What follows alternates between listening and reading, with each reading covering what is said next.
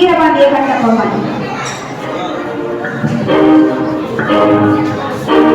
Sir, Kattabomman வந்து கொண்டிருக்கிறார். நாற்காலிகளை அப்புறப்படுத்துங்கள்.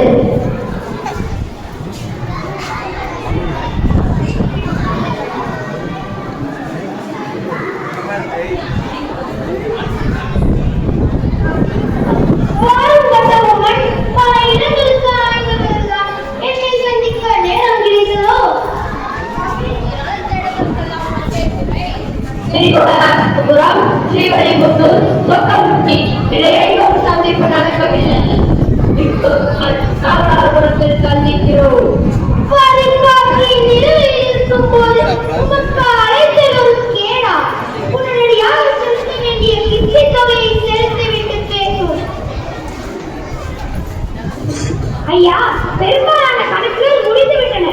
கணக்கீட்டின்படி இனி செலுத்த வேண்டியது 1800 பவுன்கள் மட்டுமே.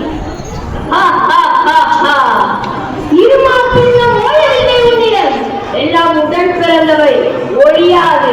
குற்றம் சுமத்துகிறேன். என்னவென்று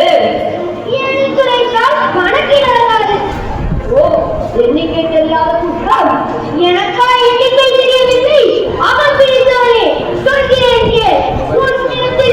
விளைச்சலுக்கு கிட்டி கொடுக்கவில்லை. எங்கள் பேரரசுக்கு கீழாக இருக்க இறை பணமும் செலுத்தவில்லை.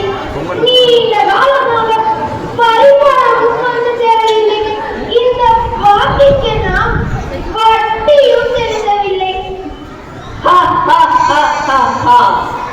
கிஸ்தி, திரை, வரி, வட்டி. வானம் பொழிகிறது, பூமி விளைகிறது. உடக்கை கொடுப்பது கிஸ்தி.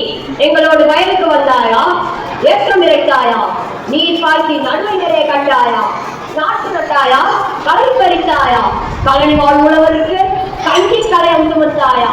அங்கு கொஞ்சி விளையாடும் பெண்களுக்கு மண்டலாய்க்கு பணிபுரிந்தாயா? அல்லது நீ மானா மற்றவனா? மானம் கேட்டவனே, எனக்கு கேட்கிறாய் திரை, யாரை கேட்கிறாய் வரி?